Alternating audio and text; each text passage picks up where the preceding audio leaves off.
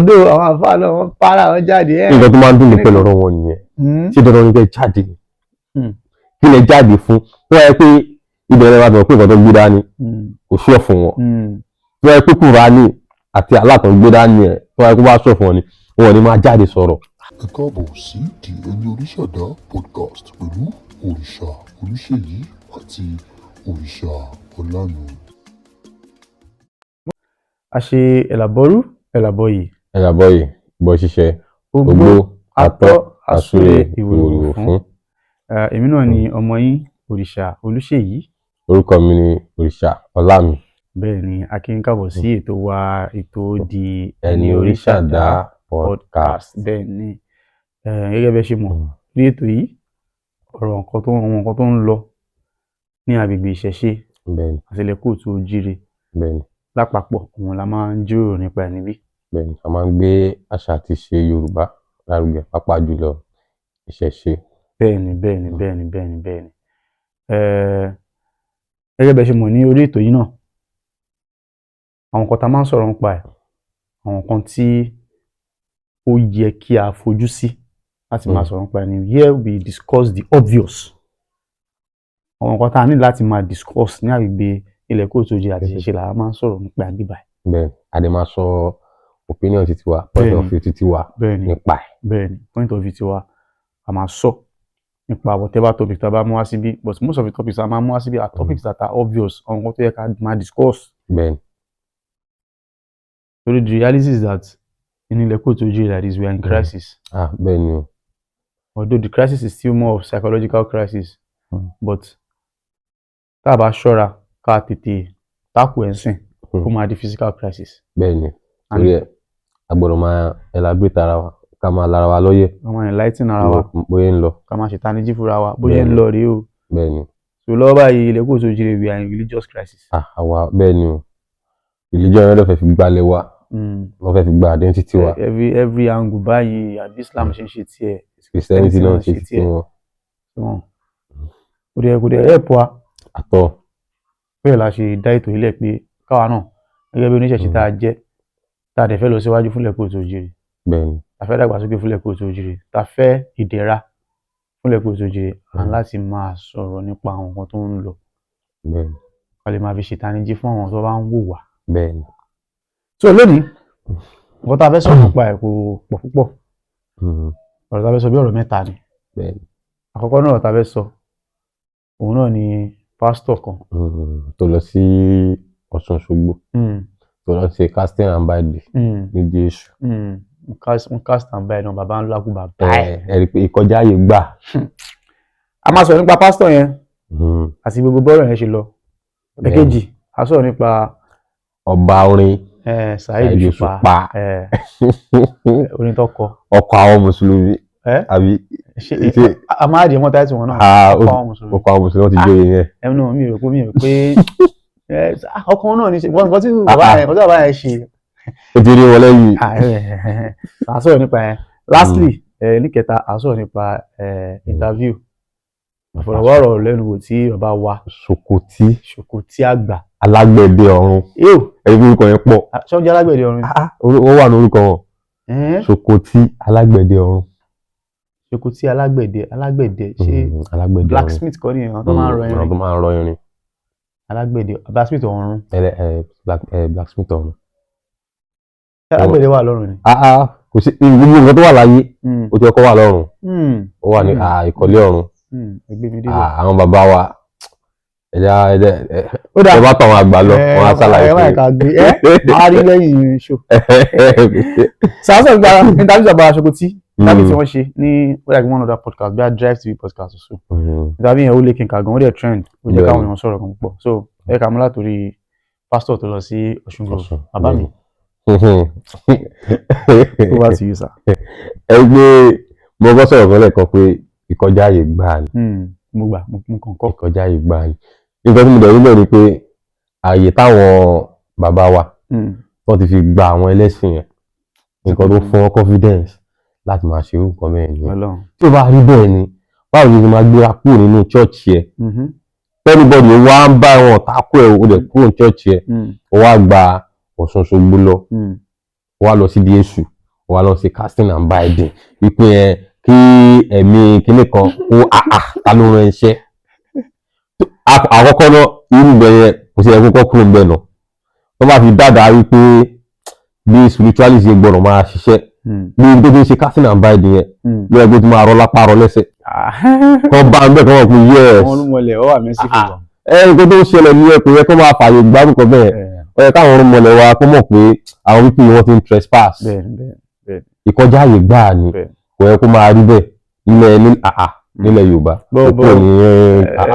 bọ̀ yeah mo understand yín ọdún òṣèwọ̀n pé mi ò ẹ sọ pé àwọn èèyàn bàbá wa lọ́ọ̀ ti gbà wọ́n láàyè láti máa ṣe òye yes àwọn pé ìṣẹ̀ṣe is very very tolerant. Ọlọ́run.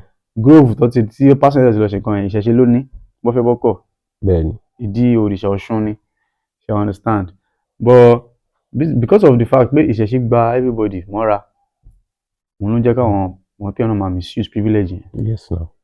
So wọ́n misuse it and yes, I think mo feel pé it is high time tí ìṣẹ̀ṣe community máa take a stand against all these pastors and imams wọ́n máa ń condemn ìṣẹ̀ṣe anyhow. Yes, like pastor mi kọ́ máa ṣí a lọ sí church next thing ń bú ṣẹ̀ṣe àfáàní máa kọ̀ lọ́sọ̀ bọ́ sí mímbàrì next thing ń bú ṣẹ̀ṣe òun ló fún pastor yẹn láyè láti máa ṣe ọmọ wa. In the first place bàbá mi wọ́n yẹ kó ní chance àti wọnú bẹ̀yẹn.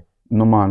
ó múra Christian wa pastor yẹn nǹkan àkọ́kọ́ tó bá wà ní church ẹ̀ gan ó sọ̀rọ̀ gidi nípa ìṣẹ̀ṣe rí in the first place ó tún wá ń bọ̀ wá síbẹ̀ yẹn ó tún fẹ́ wá sí casting and binding ó tún wá wọ aṣọ church lẹ́nu gate àti wọnú bẹ̀rẹ̀ pọ̀ ẹ̀kọ́ gbà láàyè ẹ̀kọ́ dá padà ní.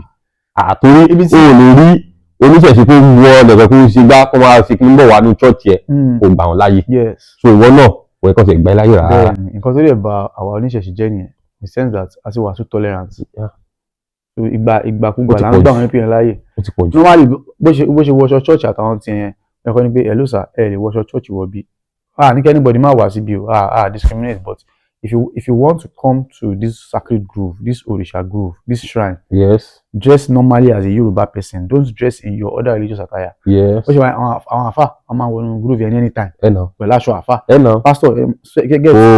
So, but then, despite the fact pé àwọn èèyàn wa tó wà ń bẹ̀ yẹn wọ́n gbà wọ́n láyè láti wọlé fún pẹ̀lú aṣọ church.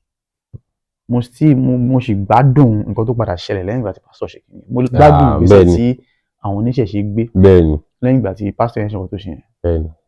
Torí wọ́n ṣe lọ sí church yẹn. Tọ́lọ́ gbàgbà fún. Wọ́n display bẹ́ẹ̀ ṣá. Èmi gan gbádùn ẹ̀ torí pé ìgbà yẹn lè máa ti mọ̀ pé torí àwọn group ló lọ bẹ̀rẹ̀ àwọn ìṣẹ̀ṣe youth lọ gbéra wọn lọ síbẹ̀.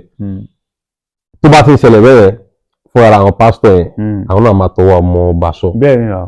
Tó bá ti rí pé àwọn ìṣẹ̀ṣe náà wọ́n ti retaliate in a proper way.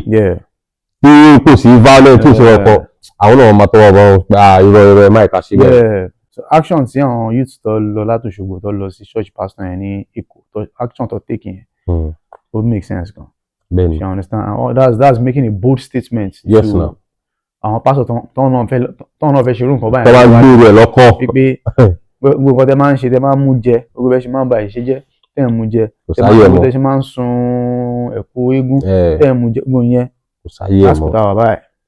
Àbọ̀tà we call you out a máa challenge yín. Bẹ́ẹ̀ni. Nobody has the monopoly of pé kí n máa condemn kankan. Bẹ́ẹ̀ni o. Nǹkan tẹ̀lé ń ṣe fún ìṣẹ̀ṣe ẹ̀yin gan lè gbà. Wọ́n lè gbà náà wọ́n lè gbà o. Now it's aura for aura. Bẹ́ẹ̀ni sẹ̀mú fún sẹ̀mú ní báyìí.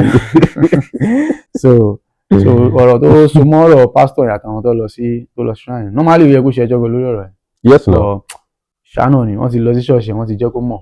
Àtijọ́ fi physical to physical àjọ fi ọ̀rá wa. kò ní ká lọ sí kóòtù mọ́ àti bẹ́ẹ̀ orí ajá sí. ìgbésẹ̀ tó lọ bá tó wá gbé ó tún máa dìtámì ìgbésẹ̀ táwọn máa gbé. Bẹ́ẹ̀ni. So ẹ̀yin ẹlẹ́sìn àjòjì àti wàhálà wọn pọ̀ gan. ọ̀rá fọ̀ọ́rà lè jẹ́ sí wà pẹ̀lú mi báyìí o ẹ lọ máa bà. Ọlọ́run. So ọ̀kejì náà ni ọ̀rọ̀ bàbá wa Saheed Òṣùpá ọba orin ọkọ̀ àwọn mùsùlùmí ilẹ̀ sọ bẹ́ẹ̀ o. èmi ní fún àbá lóye tuntun. So bàbá Saheed Òṣùpá gbogbo ala ọ̀rọ̀ yẹn ó vára gan ó lọ fà. Bẹ́ẹ̀ni o nínú mọ́tì trend yẹn. And Saheed Òṣùpá mo like bàbá yẹn he always has a way to trend to be in the news. Torí pé àkọ́kọ́ Saheed Òṣùpá ó mọ àgbékalẹ̀ ọ̀rọ̀ kò sí bí Saheed Òṣùpá ti máa báyàn jà tẹ bá gbọ́rọ̀ ẹnu ẹ̀ àti lè sọ pé jẹ̀bi gan-an ó máa difficult gan. orúkọ pọ̀ yẹn. gbogbo wa ní lóògùn ẹ̀nà sọ parọ́ ni olùsọ méje àbí olùsọ mẹ́kìnní kan pẹ̀lú fáwọn ẹ̀pọ̀ kò ń ṣe fẹ́ǹsì ẹ̀nà ìjáde sára ẹni ni. bẹ́ẹ̀ ni èyí òun ṣe pé bóyá orí fún ọyún ẹ máa lọ lò fúnra ara ẹ fún àjẹmọ́nú ẹ ni. ó interest mi gan nídìí ẹ ó ti wá sọ bẹ́ẹ̀ ló sọ tó wá ní pé wá rántí story kan wá ní pé òun rántí ẹnìkan pè òun pé ẹ Saheed Òṣùpá mo fẹ́ kó grant interview nínú interview yẹn kó deny wípé ìwọ ń ṣoògùn ní wọ́n sọ pé rárá o. owó sológun kẹ gbogbo alólógún. kí ni ẹ̀rọ inú mi dùn ọlọ́dún àwọn àfáà náà wọ́n para wọn jáde. nǹkan tó máa ń dùn mí pẹ̀lú ọ̀rọ̀ wọn nìyẹn ṣé dandan ni kẹ́ jáde kí lẹ jáde fún tó wáyé pé ìbẹ̀rẹ̀ wa bẹ̀rẹ̀ pé nǹkan tó gbé dání kò ṣọ́ fún wọn tó wáyé pé Kùránì àti alátàn gbé dání ẹ̀ tó wáyé pé wọ́n á ṣọ́ fún wọn ni wọn ò ní máa jáde sọ̀rọ̀ bọ̀ kò ṣọ́ fún wọn rárá torí òun máa ń ta wọn lára kò ń ṣe ẹ̀dọ̀ Saheed Òṣùpá nìkan náà ti bẹ̀rẹ̀ ìgbà títí K1 The Ultimate níjẹ̀bú ẹ̀yìn mọ̀ ìpara náà tó fara yẹ ó wọ́n máa ká wọn lára. kí ló ń ká wọn lára fún. kí ni o ṣe original fake ni. àwọn alábòsí yàn bàbá Saheed Òṣùpá tó sọnù orin yẹn ó ní pé àwọn kan wà tó yẹ pé wọ́n ń ṣògùn lábẹ́lẹ̀ àwọn aṣọ nǹkan míì ní public ní gbangba. yes na wọ́n pọ̀. nǹkan tí kìíní túmọ̀ sí ni pé àwọn tó jẹ́ àwọn famous people láàrin àwọn kóòtù òjìrì àwọn Yorùbá àwọn tó famous àwọn celebrities influencers artists musicians actors gbogbo wọn ti ń jáde tán pé ẹ wá o bèbí ti ṣẹ́jú àwa ń ṣoògùn lọ́dọ̀ àlè máa jórúkọ mùsùlùmí àlè máa jórúkọ kìrìsìtẹ́nì bọ̀ à ń ṣoògùn. bẹ́ẹ̀ni. wọ́n ṣe bàbá Saheed Òṣùpá nìkan ló ti sọ pé òun ń ṣèṣẹ̀ṣe. wọ́n ti ń pọ̀. because oògùn tí Saheed Òṣùpá ń ṣe ń jẹ́ kó yẹ pé oníṣẹ̀ṣe lòun náà ló ń sọ yẹn. bẹ́ẹ̀ni. Wasiu Ayinde náà sọ. bẹ́ẹ̀ni. ó jẹ́ méjì. Jẹ́bi Fashlanso lágbé recently. bọ́ọ̀ náà oníṣẹ̀ṣe wọn. ẹ má lọ jìnnà album tí Nice tó launch láìpẹ́ yìí wọ́n sọ mọ́ gbangba mo rí fídíò yẹn babaláwo làwọn láti bẹ́ẹ̀ bí 18 years àbí Nice náà ó ti embrace ìṣẹ̀ṣe Olúṣọládé oníṣẹ̀ṣe oníkálukú ìṣẹ̀ṣe oníkálukú bàbá Ọláìyá ìgbò israel nínú òun náà bẹ̀rẹ̀ sí ní takú.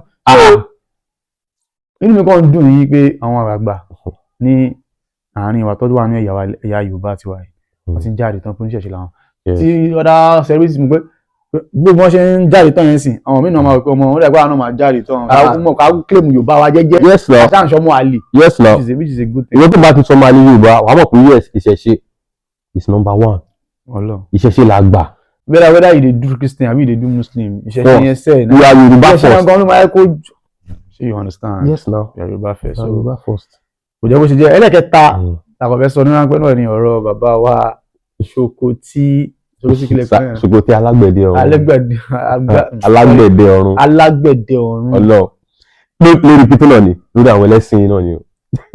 bàbá lọ ṣe interview ní podcast kan mi mọ bí ìbéèrè yẹn ṣe wá ṣùgbọ́n àkànṣe àgbẹ̀sọ̀ bàbá para mi ṣe Islam ti ká sí o ṣèbí ànábì ti ká ànábì ti ṣe kíní kan Islam nílẹ̀ Yorùbá yìí o bàbá kan burst nílẹ̀ Yorùbá yìí Islam don cast nothing dey pa kíní kan òṣìfù máa Ògbómọ̀ṣọ́ yẹn wọ́n takù yẹn náà everybody náà báyẹn kọ́ ní wọ́n tún fẹ́ dárúkọ gan wọ́n takù anybody pa lórí ọ̀rọ̀ kan tí ẹ̀sìn wa dálẹ̀ fún wa bí ẹ̀sìn ṣe wá bó ṣe wá dà ní àwọn Yorùbá tó wá peaceful jẹ́jẹ́lí peaceful progressive Yorùbá land wọ́n dẹ̀ gbẹ́sìn wa wọ́n dẹ̀ fẹ̀sìn yẹn wọ́n dẹ̀ fi scatter.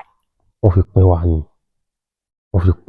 wọ́n ti mọ̀ pé tí gbogbo wa tá a bá sùn tá a bá kọrí sínú nǹkan náà a máa tètè ráwọn kan kà gbogbo yìí scatter wa ilé tó gba mùsùlùmí ó lọ bá ilé tó gba kiriyó ó lọ bá àwọn oníṣẹ̀ṣe ọwádìíwá síwájú ayé ká máa yòrò wọ́n ní bọ̀ pé ìṣẹ̀ṣe lélẹ̀ àá máa ń rí àti kìrìsìtẹ́nì àti mùsùlùmí àá máa ń ríra wa bákan náà bọ́ àwọn méjèèjì wọ́n ti fi ẹ̀sìn wọn ti fi gbé wọ́n ti fi rí ìṣẹ̀ṣe yẹn pé irọ́ àgbọ̀rọ̀ bá wọn ṣe so ìṣẹ̀ṣe tó wọ́n ń sá fún yẹn tó tẹ̀ pé ọ̀rọ̀ ìṣẹ̀ṣe náà ni nǹkan tá a máa fi kọ́ káwọn òyìnbó yìí wà bọ́ ọ̀pọ̀ àwọn èèyàn tó ti kúrò lọ́wọ́ ẹ̀dá ṣẹ̀ṣẹ̀ wà á lè jẹ́ ká rí ibi kan ká àwọn òyìnbó yẹn ibi tí ṣòro wa wà nìyẹn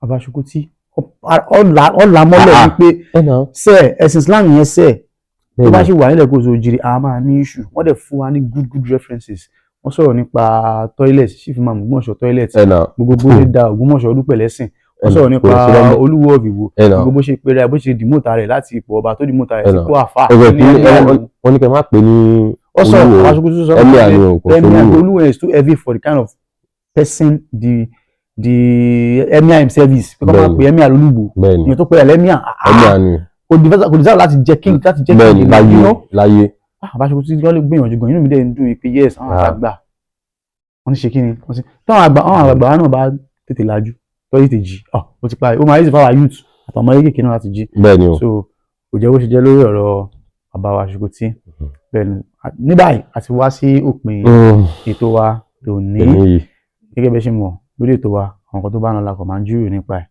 ráńpẹ́ and gẹ́gẹ́ bá ṣe máa ń sọ a dúpẹ́ lọ́wọ́ yín fún àtìlẹ́yìn yín àdúró tí yín gbogbo bẹ́ẹ̀ ṣe ń like tẹ́ ń share tẹ́ ń follow tẹ́ à ń rí ẹ túbọ̀ máa tẹ̀lé wa kẹ́ máa tì wá lẹ́yìn a sì nílò ìrànlọ́wọ́ yín nípa studio wa tá à ń gbìyànjú láti set up dáadáa a sì nílò àwọn kọ̀ọ̀kan so tẹ́ bá ní ìrànlọ́wọ́ kan tàbí méjì tẹ́ lè ṣe fún wa lórí bá ṣe lè set up láti jẹ́ kí ètò yìí kó túbọ̀ lárinrin kó dùn kó tó rẹwà sí ẹ kàn sí wa lórí Gmail tó wà ní ojú fọ́nrán báyìí so kò jẹ́ bó ṣe jẹ́ èmi náà ni ọmọ yín Òrìṣà Olúṣèyí orúkọ mi ni Òrìṣà Ọlámi a tún máa ríra nígbà mìíràn kò ní bàjẹ́.